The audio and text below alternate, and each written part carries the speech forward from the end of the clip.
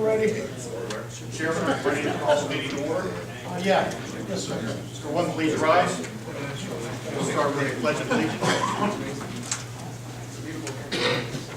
Pledge of Allegiance to the flag of the United States of America and to the republic for which it stands, one nation, under God, indivisible, with liberty and justice for all.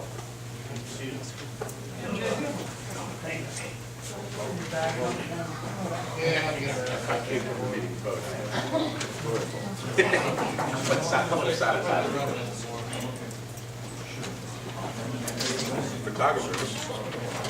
Okay, Marty. Master at Arms.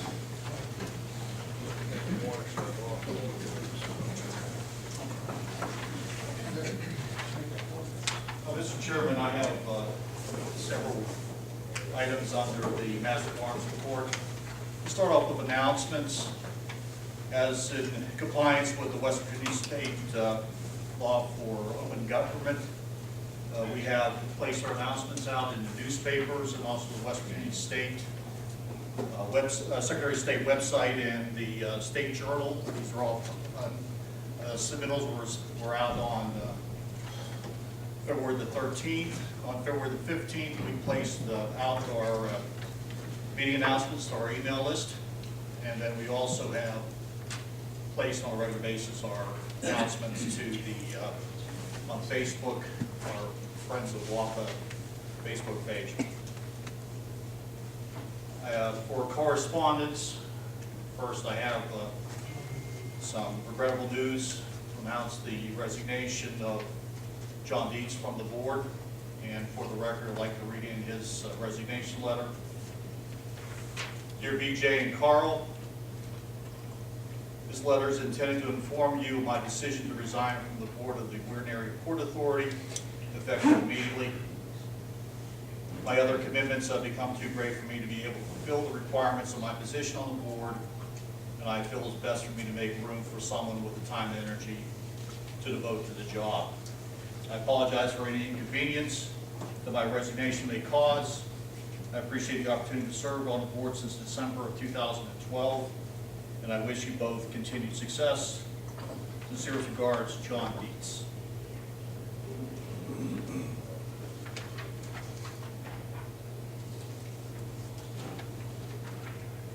Response to our RFQ, last month I read into the record the request for a quote for the build-a-suite services for the Pike Island Pool Intermodal Rail Terminal. And in this case, reporting that we received several responses to that RFQ. And in this case, we have at least one written response for a private placement, as well as one written expression of interest. And I believe that those discussions will occur in the closed session, but to announce that we in fact did receive responses to the RFQ. Okay, the area of checks for WAPA Future Fund. I have in my possession several checks received, and I'm going to submit those to you. This is actually for the finance chairman. We received checks, contributions from business partner and several of our affiliated companies associated with the board. In this case, MBS Enterprises, Gracie Paint Contractor, West Virginia Real Estate Trust, and West Virginia Port Communications. Okay, under the Future Fund, I'm going to refer very quickly here to the Port Future Fund, in this case, Board Resolution 69. This resolution basically stated that the board wished to establish a formal investment instrument called the Port Future Fund for financing local port districts master plan. And the guidance in that board resolution stated that the board approves the resolution to establish a working group led by the chairman of the Finance Committee to develop a plan for implementing the Weirton Area Port Authority Port Future Plan. This plan should include how funds are placed into the fund, protection of the principal over the long term, use of the revenues from the fund to stimulate the investments in the local port district, master plan, and other specifics necessary for establishing prudent investment principles for management of the port future fund. So again, I received those and transferred them to your control. It's a big deal. Money coming into this port? Money coming in. Hey.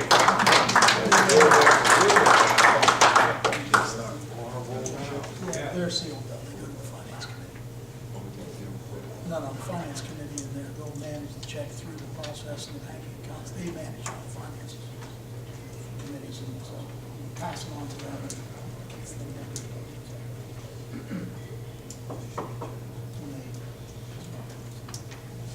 The next item of business is the Sunshine Law, Ethics, and Code of Conduct. I'm going to talk very briefly about the training requirements and requirements for the board in this area. Whereas the state of West Virginia has stipulated under the West Virginia Open Government Proceedings Act, also known as the Sunshine Law, or also known as the Open Meetings Act, that the public has the right to witness the deliberations of state agencies and state and local government bodies. Whereas the state of West Virginia has stipulated ethics standards under the West Virginia Government Ethics Act, the code of conduct established by the ethics applies to all public servants, including all boards, commissions, and agencies. The basic principle underneath the Ethics Act is that those in public service should use their positions for the public benefit and not for their own private gain or the private gain of others. Whereas Robert's Rules has been widely adopted by state agencies and local governments, including the West Virginia Ethics Commission and the Weirton Area Port Authority. All questions of order, the methods of organization, and the conduct of business of the organization shall be governed by Robert's Rules of Order in all cases to which they are applicable and in which they are not inconsistent with the governing bylaws of that organization. Whereas one of the primary functions of the Master of Arms is to provide training to board and committee members on assigned roles, duties, and responsibilities, as further stipulated under board resolution number 78 for developing a standard of conduct policy. So, under those conditions, I'm here to announce a couple of training initiatives that we have under the Master of Arms. First is that we will have Robert's Rules training on March 12th, 6 o'clock here at the Weirton Holiday Inn.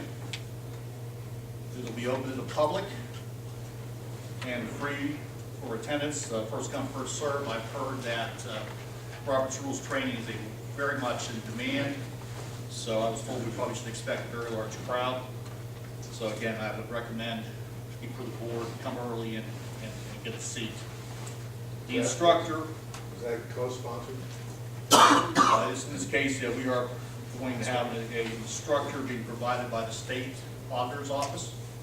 In this case, the auditor, in this case, is going to be Gaynor, as of 6 o'clock on March 12th. We'll be placing out public announcements like we do for our other meetings. And that's the first round of training. In April, we will be holding an additional session on ethics and open meetings training. In this case, we are integrating in training materials provided by the West Virginia Ethics Commission. We'll be announcing a date soon on that. Again, it'll be open to the public, free, and probably here at the Weirton Holiday Inn.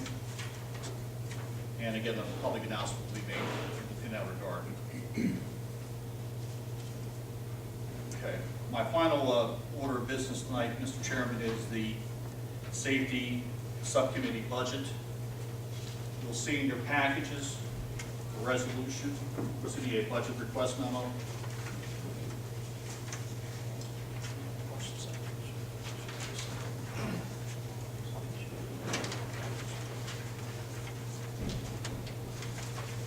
It looks like this. We have officially stood up the Safety Subcommittee underneath the Asset Committee of the Weirton Area Port Authority. We are holding regular monthly meetings. We are conducting business and working, in this case, supporting the development of all plans, procedures, materials to support our compliance with the West Virginia BRIM program, in this case, Bureau of Risk Management, et cetera. And so you see our subcommittee request for support today. Okay. And I am, any questions or anything else at this point? No, I don't think. Okay. We'll start the meeting and then Thank you, gentlemen. I'll address I'll bring the budget letter up in new business, and we'll address some of that then. But what I want to do is continue through the agenda, and I have the roll call to do. So let's do the roll call. Dan Spicker? Here. Doug Delano? Here. Ed Littlejohn? Here. Dan Spahn? Here.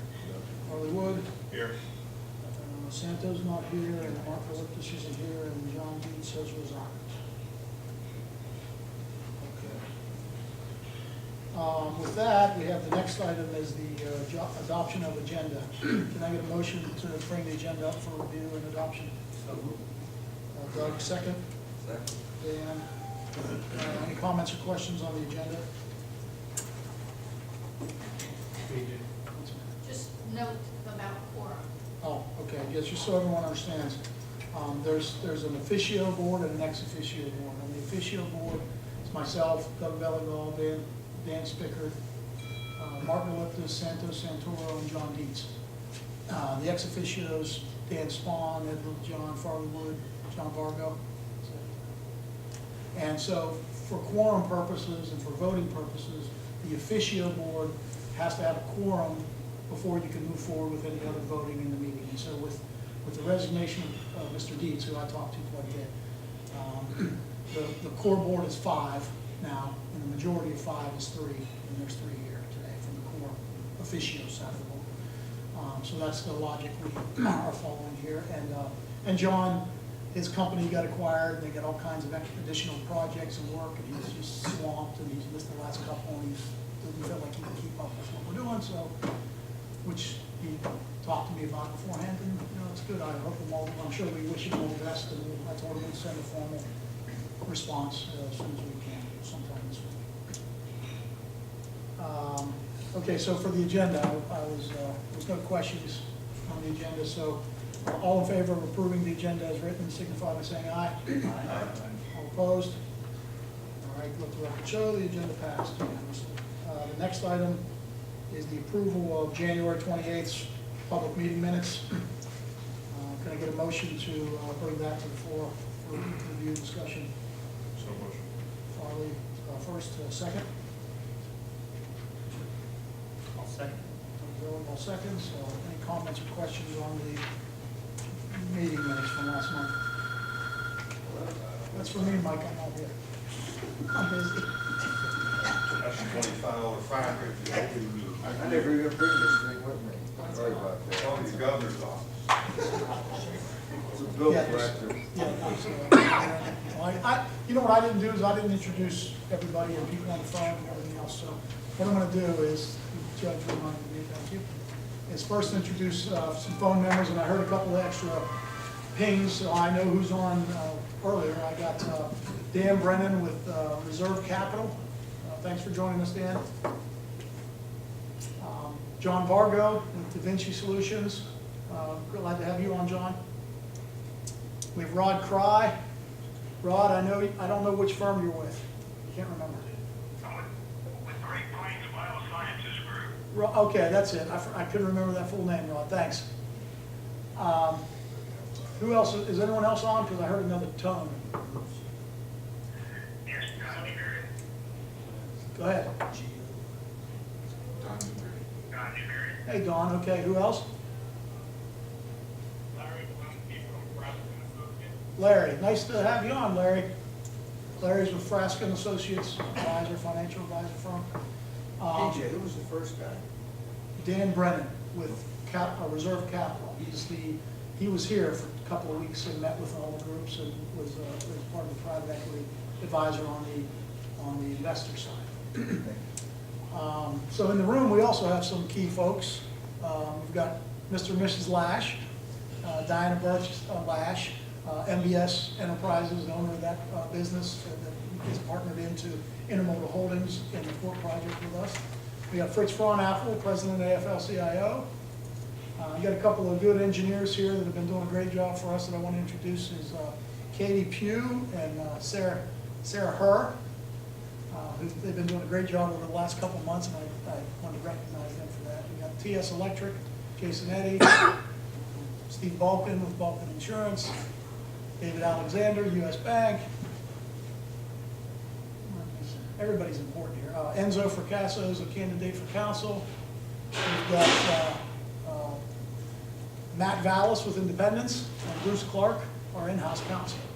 And I got a bunch of other friends and other co-workers and volunteers in the room. And Martin Phillips, who's been involved for so darn long. No, I'm kidding. Martin's been the best support we've had for the last 2 years from the private side, Pinnacle, and his experience and understanding of the region has been great.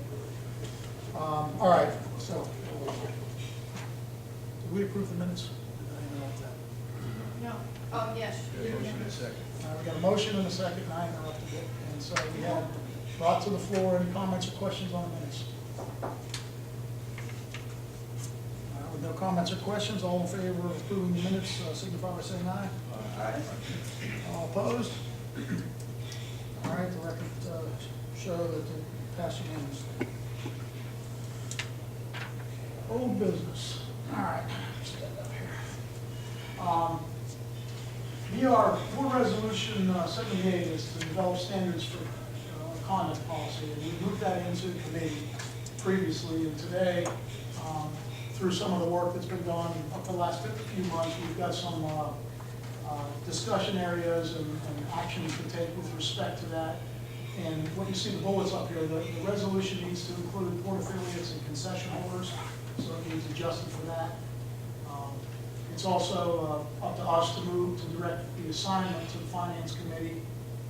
It was in the bucket of committees. It's not been acted on in the finance committee yet. So today, when I'm done, we do a motion and vote. And then to have that finance committee present a actual standards of conduct policy and resolution for the board on or before the April 2015 public meeting. So with that said, I don't have, we have the resolution in the packet in front of us, and I don't know if we got it out to you guys, but earlier, it's basically defining that we want to ensure we establish this standards of conduct policy and resolution. And so all we're doing today is asking to include the port affiliates and to present resolution and policy board for consideration. And we're asking that directly to the finance committee and asking that out. With that, I'll give you guys a couple minutes to scan through it and a motion to bring it up for any discussion.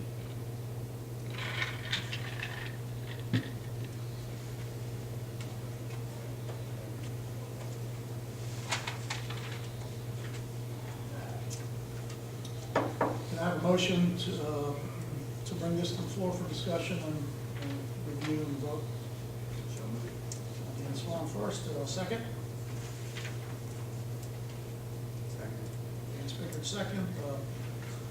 Comments, questions, take your time. It's not a really complex issue. We wouldn't have a lot of time, so.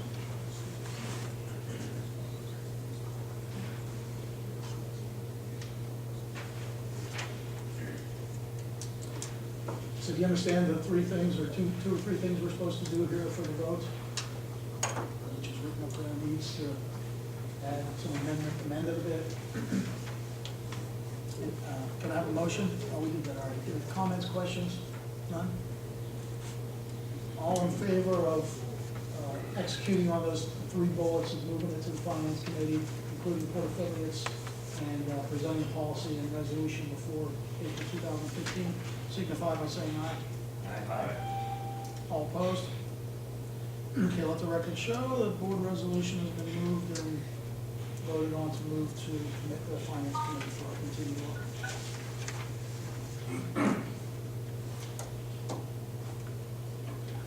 work. Board resolution 75. Last year, we started discussing sponsorship, to sponsor and set up a seaplane base event or a fly-in on the Ohio River. And through various efforts to work with different community government entities and regional groups, we really didn't have the committee, the committee reports that there was insufficient interest from those groups to participate. And with the time remaining and the workload we have, there's insufficient planning time to complete it. And so the committee recommends to place this before the board to rescind this resolution and not move forward with that at this time. So can I have a motion to bring board resolution 75 to the floor for discussion and comments on these three areas? So moved. Dan Spawn first, second. Second. Gilgal. Comments, questions? Good. Ask. How many did we need? We didn't need many. I mean, this more, the point of it was more to gauge the interest and participation. It's a group thing, so, you want to add? Flying airplanes is partial to my I thought that would have been a nice event. Yeah. Well, the general counsel for the Port Authority submitted letters to the two counties, the redevelopment authority, and the cities with no response. We attended a redevelopment authority meeting. I think somebody walked out of that. And so the end of the day is we've reached a window to properly plan that. And so I wasn't aware it was coming to the board tonight on the committee. But the fact is we're over the window to effectively plan and bring those aircraft into the river.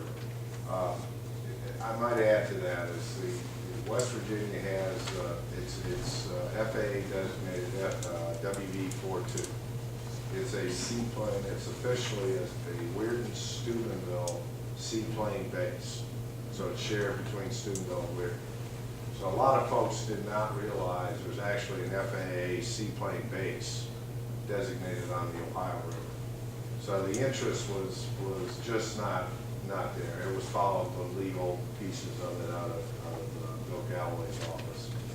And again, it's not that we can bring it back, I'm assuming, Yeah, if we you're not couldn't do approved. it again. just But for this time. year, we reached that window. You really have to start planning these things about 8 months in advance. Was the recommendation by the firm that contacted you? to Yeah, it sponsor took about 8 months, and there's a variety of logistics, the planes. Their group was out of Indiana, I think Evansville. So they fly certain types of planes in and then locations. So there was a lot of coordination that we just touched on briefly, but without the multiple regional participation. It was really more for the entire region, not just for the Port Authority. Timing and efforts, we're focused on what we're doing. For the cafes and strip clubs, they were all for it. Yeah. Any other questions? Yeah, we met, I think Mike and I met with Hancock County Commission and discussed it up there. And Dan, tourism, Dan was a commissioner of Mr. Ray House at the time, so he was interested in it, but we just haven't heard back from anybody, so. We met with Ohio too. Yeah, we met with a variety of groups. Yeah. The Port Authority, yeah. No other comments, questions? Okay, so with that, I'll ask for a vote to rescind this resolution for this year, and we'll bring it back when we have time and more interest. BJ, Yeah, it's, go ahead. this was actually moved to committee. Oh, it's in committee. You're bringing it from committee back to the board. All right. So you're doing an up or down on whether you're voting for or against this board resolution. Right. It's not rescinding, because Oh, it hasn't been passed. Oh, it hasn't been passed, so we're voting to remove it from the, From the committee, it's actually voting to do it or not, not a rescission, it's not been passed. Yes, right. Okay. Everybody understand? Yep. All right, so, all in favor of passing this resolution, signify by saying aye. All opposed? Nay. Nay. Let the record show, this resolution is not passed, and we will bring it back and revisit it at another time at better means. Go ahead, MJ. We have board resolution 104 as new business. That's where we're at. So what I'm going to do is I'll read this and then I'll bring it to the floor for discussion and vote. The new business is donation of real property, personal property, and non-personal services at ports of entry. And this is respective of Pike Island Pool Intermodal Rail Terminal. It's authored by the Office of Executive Director, introduced by me, and we have some reference documents. For reference purposes, a qualification statement dated January 2015, a WAPA proclamation of 2012, it's 12-01, between the U.S. to Mexico Port-to-Port Security Initiative from Weirton, San Luis Coast. Water Resource Development Act of 99, Stevens Institute of Technology, Port Resiliency Study and Economic Analysis, Brooke Hancock Jefferson Metropolitan Planning Organization Freight Study, and the West Virginia Public Port Authority Statewide Strategic Plan by Parsons Trinkenhoff. This is a Weirton Area Port Authority Board resolution for the purpose of authorizing the Executive Director to consider Public Law 113-76, Section 559, Donation Acceptance Authority, to execute the U.S.-Mexico proclamation and to close the IRS 338H10 bill-to-suit financing. Whereas the Weirton Area Port Authority Board recognizes through the many transportation, economic, and logistics studies done on this region that to meet the referenced proclamation and complete the Pike Island Pool Intermodal Rail Terminal financing, consideration of PL 113-76, Section 559, provisioning of certain services at ports of entry, IRS 338H10, and partnering with entities who have replied to the request for qualification statement is key to the success of the project.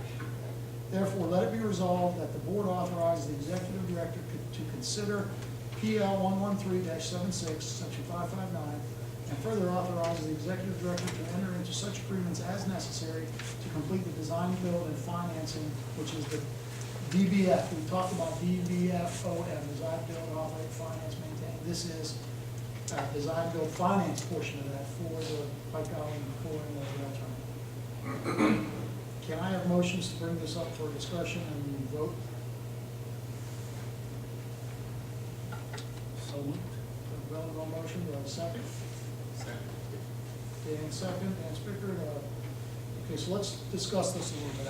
I know, I think everybody received the Section 559 documents, not in this package, but last week, I believe it was.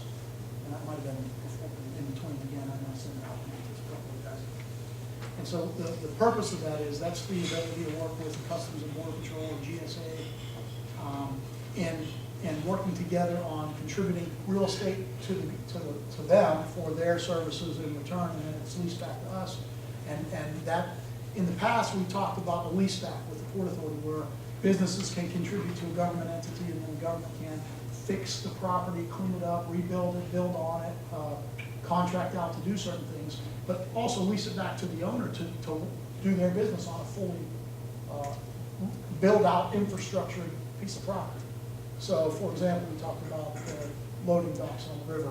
If you're doing 2 barges a week and it's an old area and the property comes to the port or to another capable authorized agency, that group can, as a government, fix a lot of the encumbrances and problems that are limiting the financing and then bring the financing in to build full 21st century infrastructure, and then the groups that are working on that can do 20 barges a day instead of 2. And there's a revenue generation and improvement, and it's a support service from the government to the private side to be able to jointly build something that each can't really do on their own. I mean, the government probably can. It's not the objective, it's to get the businesses running. Does that make sense? And did I cover most of the key points from Mike or anybody else on the team? You guys? Well, I think right in the beginning of this is a federal law. This is a federal. Yeah, this is federal law. It's the federal law. Customs and Border Patrol it's the public-private partnership, to 2014, Mike? In January 2014, correct. That enabled the under the foreign trade zone resolutions that we're pursuing. Right. It's a vehicle to bring in the federal oversight with Customs and Border Patrol. This just happens to be one piece of section 559. There's two pieces to it, but tonight I think we're just talking about one piece, right? Right. Comments, questions from you, board members?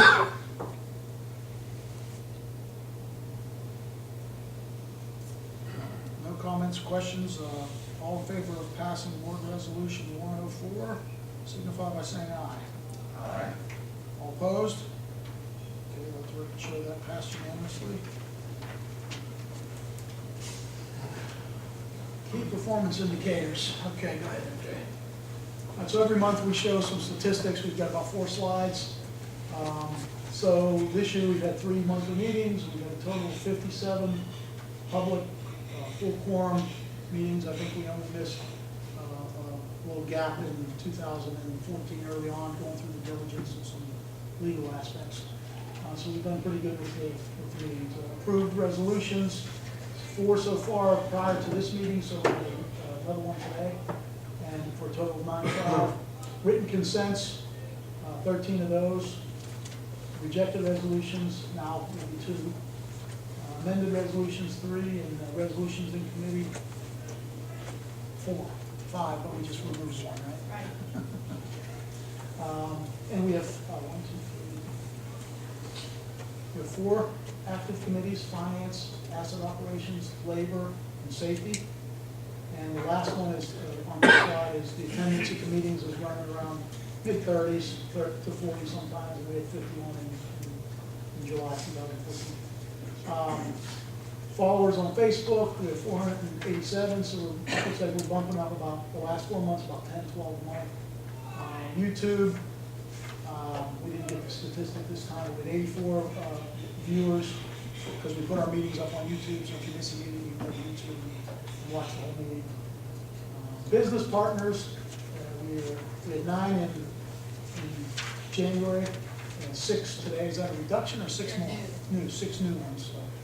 And they're listed here: Fleet Team, Fraley and Schilling, Frasca and Associates, which we have on the formulary, PDS Systems, and SA Communal Company. Volunteers, active, we have 17, and we've been holding around 16 to 17 the last few months. So that's the group that's helping put a lot of this together in the background of a lot of the work. When we're into terminal training, this month we didn't receive any applications for training stuff, with a total of 32, and we have 10 active trainees. So far to date, FEMA certifications, training certificates, earned is 351. We have 15 through level 1, 10 level 2, and only 2 in level 3 and 4 so far. We have 6 white, 6 Sigma black belt trained individuals. We have 2 yellow belts and 2 that completed the training, but are about, we're just holding on the. Ed, this isn't the fighting belts. No, not karate, not judo, or, you need them sometimes. The way the sport goes, you need that. No green belts, and we have 1 black belt. I think that's Don Newberry on the phone. And Don, I didn't say who he was. Don Newberry's the finance executive for Inland Services LLC. And the team, he's the finance side of the team. Terminal security, we have 27 individuals with TWIC credentials, 2 new ones. Who are the 2 new ones this month? Bethany Dentist? And Dawn. Don Newberry on the phone. All right, guys, good job. Then we have non-disclosure agreements, Department of Homeland Security, sensitive secure information. We have 1 additional one was signed this month, a total of 40. And CTPAT access, that's the Customs Trade Partnership Against Terrorism. It's access to their system. 14. The Department of Homeland Security upgraded in December, mid-December, their web interface. Even though our CTPAT business partners are growing, The new web interface the federal government put up is still in a clunky mode. Ramp up. Right, so we haven't accessed and Right. added the new business partners into the website until they get it sorted out and made it a little bit easier to navigate through. They tell me it's supposed to be easier to work with, but they're making progress. Just new bugs. Right, right, so that's why you see in zeros up there is we're just, rather than access them in, we're still trying to figure it out ourselves. Right. All right. And for terminal operations, we have 13 consultants on site supporting the projects and 7 contractors. Forklift certified, we have 7 on site. We had 11 last month because we had 4 contractors on that were certified this month and they're on site, so it's 7. Aerial lift, same issue. The contractors weren't on site this month with the aerial lift, so it's 2 this month. Internal work permits, there are 3 remaining of all the various ones we've completed, which is the work process through our processes. It's our work permit to go through the aspects of construction, demolition, et cetera. On-site manifests are inventory locations, inventory list manifests. There's 19 of those now. And we have 2 funding applications in process received this month, which we talked a little bit about. Right? I hate to keep bugging you. That's all right. Whoever's in charge of the KPI, I think one of the things I'd like to recommend you add up there, because we didn't capture it in detail to bring to it. This was a very compressed work schedule. If you've all been in the service center up there, there's a lot of people, a lot of demo. We've got engineers hanging off the rafters and so forth and so on. We've had 0 safety incidents during this COA process. And I think that's something to attest to all of the safety briefings. Where's our HSE guy? Tim Taylor. Tim Taylor. It's in the status report every week. Yeah, I think it's something to be reported, because with the amount of work that goes on down there, especially during the demo phases and the inspections, Marley, you're overseeing the inspections. Katie keeps those guys pretty well trained up there. Guys hanging off the rafters, so 0, knock on wood, since the push was to get those legal for trade sites and zones up and operating. So congratulations to all the folks that are actually in harm's way down there. I think I left a couple of terminal folks out too in the introductions. Tim Taylor's the health, safety, security, environmental lead. Mark Kazmarik's point of sale lead, and Mr. Joe Duco is our engineering technician. He wasn't able to attend tonight, but he's the one making all my strong. So who did I leave out? I think I got all our crew in. All right, progress update. All right, MJ. And so in the pre-restoration stage, we have pre-restoration, restoration, rehabilitation, and construction phases. In the pre-restoration stage, the concession holder, Gracie Painting, completed the demolition and painting of the metal service center zones 1 through 4. How many zones do we have on here? So 9 zones. 9 designated bonded, or designated restricted or controlled. Legal for trade. Legal for trade area, areas in the terminal, which is what campus. So Gracie Painting completed that, and that's Board Resolution 95. And then demolition of the build-to-suit area is completed. Again, that's the office area is the non-restricted portion of the building. It's build-to-suit, so there could be hospitality for the offices, showers and stuff for the truck drivers. They're all through the park where they don't have any break areas or anything like that. So, and then scrapping operations is ready to begin. Does anyone want to add more on the pre-restoration for Mike? Or? No, from a column. I don't know zones, but I know how many columns, like how many columns have been finished. Columns? You mean painted or? Painted, yeah, from They the back wall. That's how I understand Right. things were. I don't know the number of those columns. It's up through column 11. Up through column 11, Right, okay. that encompasses the first 3 rail doors. Okay, You gotcha. can envision that coming. Yep. We painted on that though. Yeah, All of 23. Yeah, 23. 23 is planning, demos 11 for the front, he's answering for. Yeah, demos 11. For the build to suit area, and it goes from 0 to 11 on the office side. And 23 goes up to the check-in office, and that's the transload crosswalk side. And then this direction is that the east side of the building is the warehouse. Yep. Transload crosswalk and then for training areas. All right, stormwater prevention plan draft is, it's in process today. We did the same stormwater plan when we did the marine terminal, so there's a plan defined to manage all the runoff, so that no runoff leaves the property. I'm gonna intercede, and I'm gonna do this, and I know better this with Katie and Sarah. Go ahead. For 3 years running in that park, we have our first active model from the standpoint of EPA, is that correct?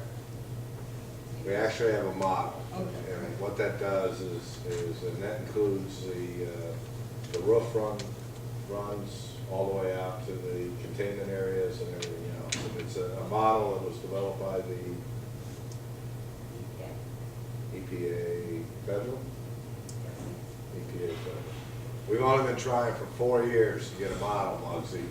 So when we dump that water over onto you, we know how many gallons we're going to be pumping out there. Change it up Can you all hear that on the phone at all?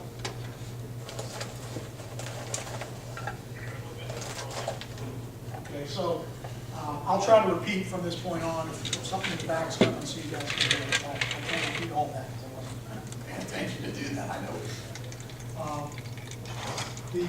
All I know was what Carl mentioned was we have our engineering group, Ms. Pugh and her, they worked on, completed a modeling the runoff roof and property all the way down. And so that's part of the building of the stormwater prevention plan, the modeling aspects of it. Optimization study, purpose of this study is to perform a logistics optimization analysis, the cost of the logistics. So that's another activity that's ongoing right now. The variety of the movements of goods in half of the industrial park is erratic a bit because of the old infrastructure and stuff. So we'll be looking at how do we optimize that. So the study will be done in the green layout for optimization for the logistics aspects. Hellman Worldwide has agreed to assist the Office of Executive Director with the study. So Hellman, and Don's not here tonight, but Hellman's been involved for 6, 8, maybe 10 months. And they're working from a logistics aspect to help with the study, defining it, and connecting us with respect to within Half Moon Industrial Park, and then to the defined locations. And I'll show you some on one of the charts. There's other locations out there, and to Mexico, which include maritime and truck to and from San Luis Potosi, Mexico. That's our I'll say sister port. That we did a proclamation in 2012 for trade. Directly between San Luis Potosi, Mexico, and Weirton, West Virginia. And I'll add a little bit of Muggsy's here.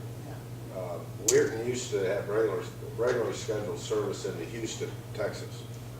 And with the opening of the intercoastal waterway that extended it down to the east side of Mexico, is that initial study came back with port of entries. In other words, using the waterways from Weirton to get to the 2 ports of entry into Mexico. And I think they came up with Altamira and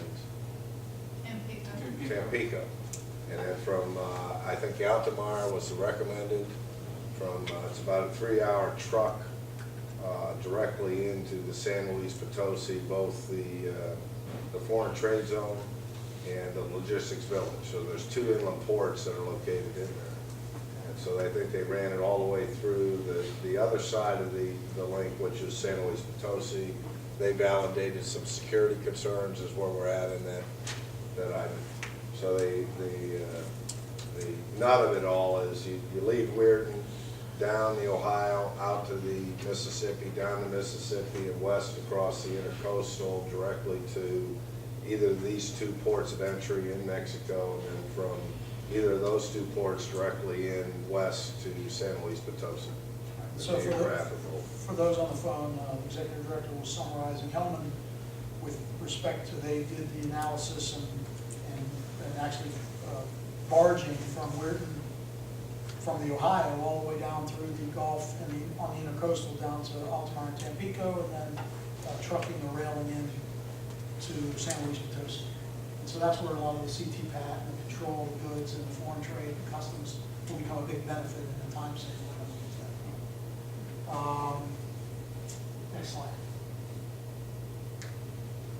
Safety Subcommittee activities. We define the mission statement, membership, meeting procedures, and the documents that are actually being updated and written right now are those listed in our port safety manual, Pike Island Pool, Intermodal Rail Terminal Metal Service Center Emergency Action Plan, Metal Service Center Emergency Evacuation Plan, and facility map, Metal Service Center Fire Extinguisher Location Map and List, Safety Department Supplies and Training Budget, First Aid, CPR, and AED training, Port Defensive Driver Training Program, Port Employee Job Description Handbook, Port Employee Handbook, and the Material Service Center Loss Control Questionnaire. We'll see some In slides. between some of this, we're actually getting productive work done. Yeah, we're working in between all of them. So, loss control. The Board of Risk and Insurance Management of West Virginia has a process and defines some key important factors that a company should have in their policies and procedures with respect to loss control, risk mitigation, et cetera, to manage your risks so that your insurance rates aren't so astronomical that you can't afford it because you have a lot of risks. And so, not only do we use the questionnaire and survey to meet the guidelines, but we also use it as an internal tool to keep the teams and understand where everybody is, because we're all working in various silos, and so everybody isn't in the safety committee. So every so often we run the loss control questionnaire out to the group, and it comes back with all the things that they define we should have or have in place to manage our risk better. And individuals, all of us, including me, check yes we have, no we don't, or I don't know. And because I don't sit in the safety committee, I probably put a lot of no's in the safety because I haven't seen it yet. So we look around and we go from, and this helps us understand where, okay, don't know. 47 don't knows in this, there's probably 5 or 6 questions over there. And so we'll continue to work to get that information better out to the group so that this continues to improve. And as people come on, we continue to use it to monitor their learning and help fill the gaps of where their weaknesses are or things they're not being exposed to or et cetera. So yeah, these are other areas: emergency planning, risk management, and inventory management. So you can see there's a lot of I don't knows in some of these. And some of them, there's a lot Not of as many as there was at the Marine Terminal. earlier. I mean, I did the first one, I think I had 5 guesses. I probably had 35 this time, there's probably 30 more, but that's the progress. You see, in the beginning, I didn't understand all the stuff myself. So, this is a picture of the structure. It's 2015 compliance, forensic, and financial audit, WAPA omnibus structure. So the business structure applies to the equity placements, the debt incentives, which is the IRS 6320 that we worked on with the Marine Terminal. It's not applicable here today. In the rail terminal, it's IRS 338H10, and we also have bond authority. And so the three major buckets: the public political subdivision, not-for-profit public benefit corporation, which is the go-between between private. So it's the public-private with the go-between, separating, ensuring that there's firewalls and managing each responsibility differently. And so in the rail terminal, intermodal rail terminal, and this project that we've been talking about today, it's the Office of Executive Director has established intermodal holdings and inland services under the private affiliates to support. We'll see some future slides on what inland services does in intermodal holdings. It's holding company. Services provide services, and then this is obviously real estate, communications, and operations. And again, they're bucketed because there's private institutional investors that like a safe investment, so they might like the real estate, but they might not want the technology because it's high risk. And so if you put them all together, it's hard to, you can attract real estate and infrastructure funds in the real estate. You can attract the high-tech guys, the funders in this group, and they manage their silo and their expertise, but then it all comes together in the public-private oversight and compliance and monitoring and tracking. So, and I can talk a lot about that. Is there any other key areas you think, Mike, or you guys on board with questions? Oh, here are some of the locations, and so this slide, The optimization. optimization, and it's optimization trade investment. So we're area port authority, and then service doing businesses, everyone services. So for the finished goods products, we have finished goods and raw materials that will come into the metal service center, and into the intermodal rail terminal, same facility. And so from this picture, you can see it's a spoken hub. This is the metal service center, Signode, MBS, Enterprises facility down Hampton. And there's services linking to Chicago, or Illinois, Missouri, which is Chicago, Indiana, San Luis Potosi, and Cleveland, Ohio. And again, that comes from the Pike Island Rail Terminal.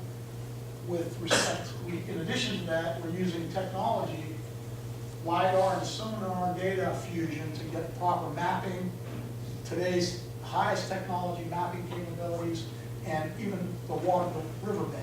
And it came in very good use at the marine terminal because a lot of the barge landings around the mile marker 65, which is the point at Hackman Park, nobody was really aware of what they were hitting, and it was the old seawall that just got covered up when the dam was installed and water raised, and it's only about 9 feet from the surface, which is right at draft depth. So when the water's low, they come too close to the corner, they're gonna hit that wall. So that wall's probably various places covered in silt.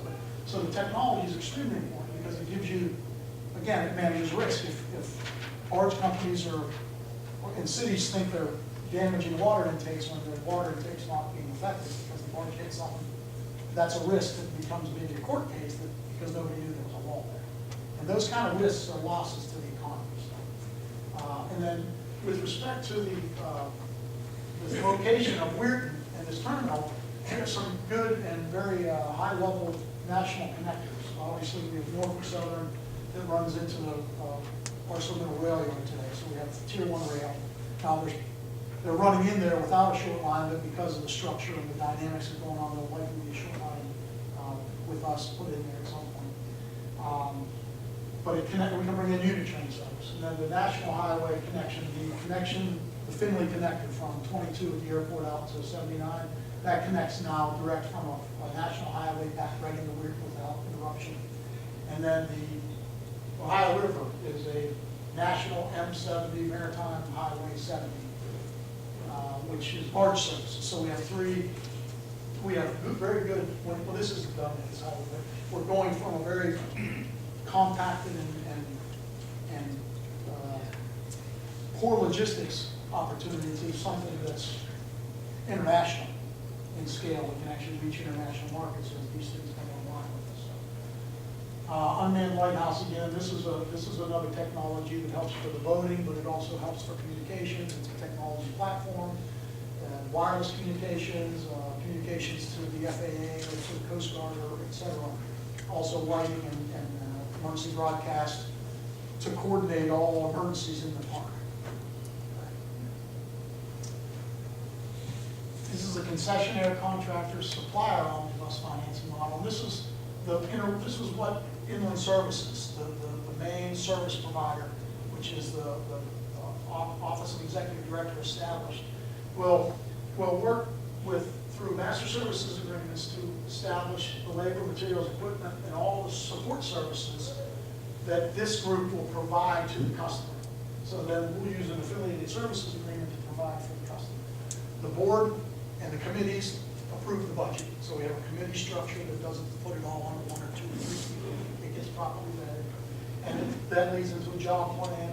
And then we also have federal, state, local assistance that we qualify into depending on the project. So in the construction side, if you're getting into the environmental leads construction, which is a lot of the green power and energy and stuff like that, there's incentives for that. So the more you do, the more financial incentives, tax credits, et cetera, which then also brings a lot of efficiency, cost reductions with respect to your power usage. Any questions on that? This will focus more on the Metal Service Center now. Again, the Metal Services is what we just looked at. But in the Metal Service Center, there's general warehouse customers, and this is the processing of the flow, basically. basically, and how MBS links in with inland services and the real estate, we have real estate. They are under agreement, property management agreement to manage the actual property, the grounds, the facility, the grass, the parking lots, the building management. And then the services provided within the building, whether it be labor, materials, et cetera, is provided by inland services. And as these groups generate revenue income, they provide, in this structure today, we're just building it, royalty or other types of our share of that, because we enabled from a port authority all of this activity, so the public benefits.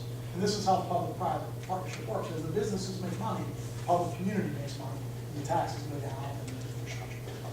And so that's where these come from. Now, I know we probably need to vote on moving this to committee, these checks. And one other thing I wrote down, so I might go back and do that. But so there'll be obviously agreements to the services and then invoices back. And as this the services are provided and bring MBS up to full capacity and full capabilities, they're invoicing the customer in the building. So those customers are getting continually better and better services. So you can go from a $2 a square foot warehousing with no safety, no security, no real controls to $100 a square foot, because you have very well controlled areas, restricted areas, controlled areas. You have the drug sniffing dogs, the safety and security aspects, the emergency management. So, and companies like GE or Mylan, they don't want to be in a $2 an hour or $2 a square foot uncontrolled environment with pharmaceuticals. They want these. So all we're doing is really taking the level of services here up and making more valuable services, which bring more money into. And the banks, obviously, U.S. Bank, West Bank,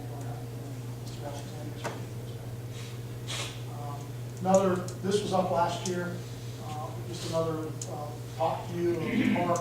It's hard to see with the lights because it's a little bit grayed out. Here's the MBS Metal Service Center building. The road is up here today, and this is these are the shipping docks the ball are going over, so there's a lot of congestion. The new path will be to come down, and it was like this in the old days. This used to be a road level back here, half of the road. It's still an easement right here, that's an easement. But today we'll be able to temporarily come across Birch Drive before you get to Central Stores over towards the Savaji side, cross the road, go behind MBS to take a lot of the traffic flows out of this road. So these guys can load up more quicker, but at the same time, some products will be able to load out this side of the building instead of on the road. And it just continues to improve the freight flows and safety and security aspects of it. But it's a critical infrastructure, key resource for Birch Drive. Did you have a question? I think that kind of leads where I wanted to ask before. The optimized flow study, is it just in the industrial park, or would it be coming off of 22?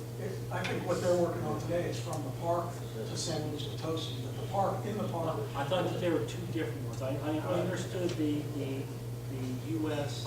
international one. I thought that they were also looking at optimizing the flow. Who's working directly with you? You working with Don and Helen? Doug's question was, is the flow study just in the park, or is it? No, the flow study today is assuming is the plans that were submitted to uncork the park. So it runs from the metal service center, the hub, out to the spokes. So that's the trucking plan, there's the rail plan, and then there's the export plan. So it's, the internal was already done during the marine terminal piece. Go ahead. And there's a schedule of the Pike Island Intermodal Rail Terminal starting really in July. Got on site, and so you can see a lot of the different aspects: board approval, workforce development, loss control audit, restructure the board in September. I think we added the ex officios and some new board members. Committee charters, legal M&A, merger and acquisition, and affiliate work, responsibility assignment, matrix, placement councils. You can see we've got, that's the schedule. And as we started out with red, as they move to completion, they turn green, and we're here right now. So we've got restructure board, which was Mr. Dietz, and we're going to start talking about expanding the board. The white is not completed yet. It's other than bringing, received the business license in here at the MBS Metal Services Center. So we keep track of the direction, and it's not a deadline type thing because it's in development, so it's more of a, we want to complete it as quickly as possible. It's more important to complete it diligently, correctly, legally, so that the money moves properly, because it's a lot of money. It's $170 million. Go ahead, MJ. And I threw something up here that, from a lobbyist perspective, that I pay attention to. I'm a registered West Virginia lobbyist, and so this is some of the, it's an eye chart for some of you out there because it's pretty small. But I've got a couple of key things that I've been following with the state, some of the new bills introduced, the reforms that the state's going through. And as they go through the reforms, there's opportunities as the states create certain laws and legislation to qualify for certain types of federal assistance that they may not have qualified for, et cetera. So, but also there are things that affect the Port Authority, the infrastructure, and region. So I'll just talk about a couple of them so everybody understands some of the activity at the state capitol. And you can listen to the committee meetings online. You go to the West Virginia Code and Google one. The first one comes up. It's under House or Senate. There's an audio button. You can look at the schedule and actually listen. So I do that. I can help out. But the first one, I'll start with Senate Bill 8, which is the same as House Bill 2008. That's introduced, and then moved to the House Finance on January 29th, but it hasn't moved since then. It's a Department of Highways Performance and Efficiency Audit bill that someone introduced down there. I don't have it in front of me. But so that one hasn't moved, but as we get to the next page, you'll see it's the same as HB 2008, that one is moving. So there are certain committees, or what they do is they take these bills that are all the same and combine it into one, and then they move one forward. The others can die in committee when the session's over. The second one is a request for Senate Bill 15, requiring legislative auditor to conduct performance reviews and audits for all spending units. So there's reforms, and they're looking at the same kind of financial diligence and tracking and auditing. And a couple of areas down, Senate Bill 135, it's a Creative Community Development Act. And it's adding a new fund and provides up to 50% match from that new fund, but no other state funds can be used as a match. No in-kind services, and it's administered by the Development Office. And in the bill, you can see the ads. So they're doing various things. Another key one for us is Senate Bill 268, which is House Bill 2226, terminating the Special Rail and Intermodal Enhancement Fund. So there's a Senator Kessler, I believe, introduced to eliminate a fund that's used to support and supplement health railroads and improve their infrastructure. So, that's one we wouldn't want to pass. We would like to continue that fund. That's stalled, is my understanding. It's stalled. That one was in committee. A lot of these, most of them aren't going to make it out of committee. I think they passed 31 bills so far out of one of the houses. So what else is in here? Now, there was two new ones that aren't on here yet. That's 31, Save the Ducks, right? Save the Ducks. Oh, yeah, the duck commander and all that. Another one that the House, today was the last day to introduce any of these bills for the House. Yesterday was the Senate's last day. Budget and Spending Transparency Act, HB 2873, online access to citizens on all budget spending details, performance results. Another one, House Bill 2992, Government Accountability and Transparency. So the state's going through the transparency and open meetings and et cetera to come in line with some, and gives us more access to technology to participate. Go ahead, Angie. That's just to give you an example. And I talked with Les a little bit to follow on some of the lobby activities. You build up a lobby strategy, and I'm working on those kinds of things. Before we get to Q&A, I think we should vote to put these in committee, because I didn't do that. I have one other thing I think Marty asked me to do, and I didn't do that. The safety committee budget. Safety committee budget. So why don't I see if I can get a motion to move the, I don't know what to call these yet, the income checks from. Fees from the private partners to the Port Authority. I'd like to get a motion to vote to move that to the Finance Committee for management and insurance that these get put into the proper accounts and everything's set up. Can I get a motion to move this to Finance? So moved. Second? damage road. All in favor of moving to finance, signify by saying aye. Aye. All opposed? Okay, let the record show we moved the checks to the finance committee for disposition. And Marty, Master at Arms had a submission of the budget, and it says Master at Arms submits the following budget request to the Weirton Area Port Authority to authorize and approve the Office of Executive Director to allocate and expend funds to support the operation of the Weirton Area Port Authority Safety Subcommittee. So that's not funded from the WAPA. Right, so that's what I want to make for the board, so it's not, we're not approving that we're funding it, we're You're approving the budget. the budget as it's written, and that budget then gets. I gotta approved figure out how to pay. to the funding aspect. So we're approving that, we received this budget and we're going to do that. You don't have any money. I know. No offense, Doug. You got 3 checks up there, but they're sealed. Something's working, but we're going to use the process first before we look at any numbers. So can I have a motion to approve, accept the budget submitted by the Master of Arms for the Office of Executive Director to work to? Did we do that? Well, I have to sign. Oh, Well, I thought, I thought we voted to move it. no, not the budget for the service safety. I thought you read it. He read it, but we didn't act on it as a group. Our group, we moved to Resolution 75. Training. Training. 13. Not that, so what we're doing is just, he presented the budget, we didn't do anything because it was pre-meeting. Does that make sense to you guys? So can I get a motion to approve this, did we do that already? Motion? Okay, I need a motion.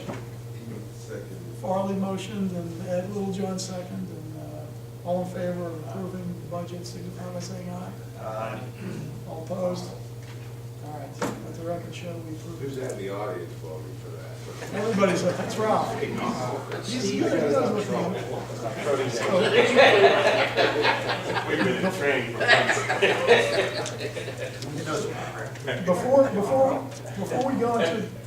Before we go into executive session, we want to let the group here ask some questions if they have some. So if you all have any questions out there that I can answer. One of the guys on there also from geoscience, that you said? Great Plains Biosciences. Is that right, Rod? Yes. Yeah, yeah, Okay, then for the private affiliates, there's 5 of them. right now. Okay, so that you are looking for more, or more can be, The affiliates are established for certain purposes today as corporate companies to do certain functions for the public private. So we work with the partners that come to the table to determine what type of affiliates need set up when they come. So if there's another investor, another group that wants to do something that relates to the port, it may be a different tax structure or a different affiliate structure that's most beneficial to that type of project. Marine Terminal is 6320, which is a nonprofit, this is different. what's the benefit of them all being LLC companies? I know it's limited liability. It's flexibility when you're LLC. Once you get to the C Corp, it's in stone, and you gotta do what you gotta do. And when you're young and new, you have more flexibility. It limits the liability on the partners. So it's a limited liability corporation, but it gives a little bit more flexibility and dynamics to adjust the structure. Typically, we'll end up, as we finalize, it'll probably go to C Corp, which is a more fully structured entity. But LLCs are smaller, nimble. Maybe MBS Warehouse, the stormwater project. Stormwater protection prevention plan. Yeah, is that part of the lease back, buyback agreement? Is that what you call that, or no? The stormwater would fall under kind of property management. It'll be done to, that kind of gets you to shovel ready. You kind of got to have some basic stuff before you can build something on it. So that would be pre that, but then when you do the lease backs, the big partners that are coming in, they'll build, design it, build it, and finance the whole terminal structure. Okay, and then they provide it for use to us for someone to operate, maintain, and finance. Whether we do it internally or we find a partner to do that, that's still left for discussion. But their view, their side was they're a lease, they like to build, design, build, lease structure. Their investors like that simple, safe rental check. Operate, maintain is different. There's a different route for that. So that's why they're separating this thing, because as the investors how, it's what they like, that they can support, and that's what we want.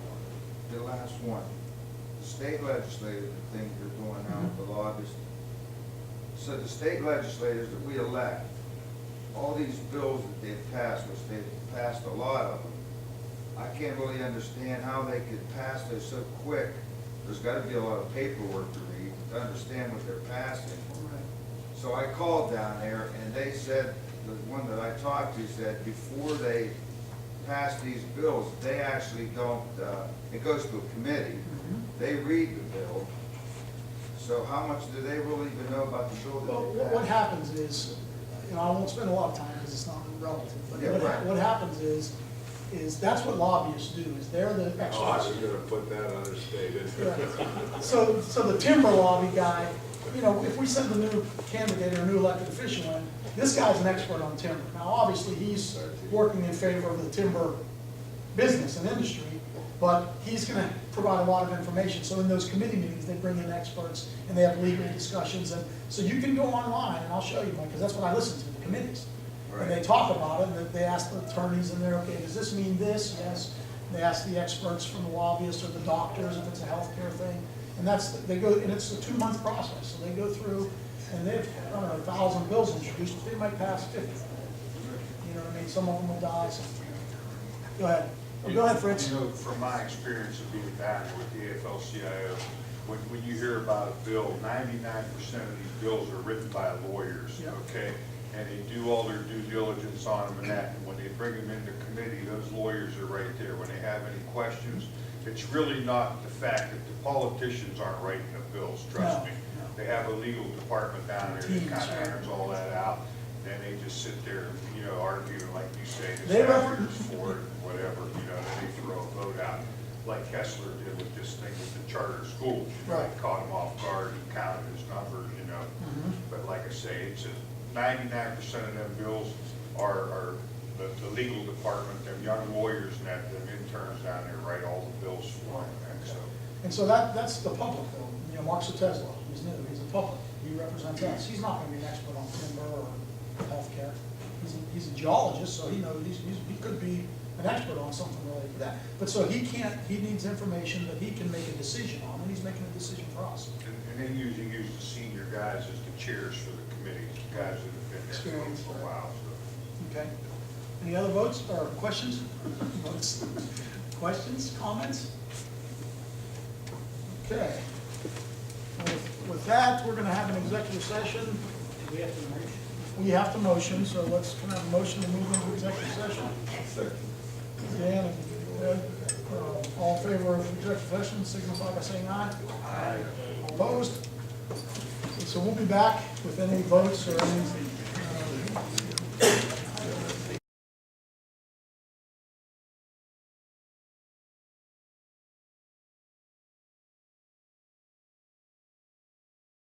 Right, can I have a motion, we do a motion to come back in from executive session? I'm making a motion to come in. Second. All in favor? Aye. Okay, so we're back in executive session. Can I have a motion to adjourn? I move. Second. All in favor? Aye.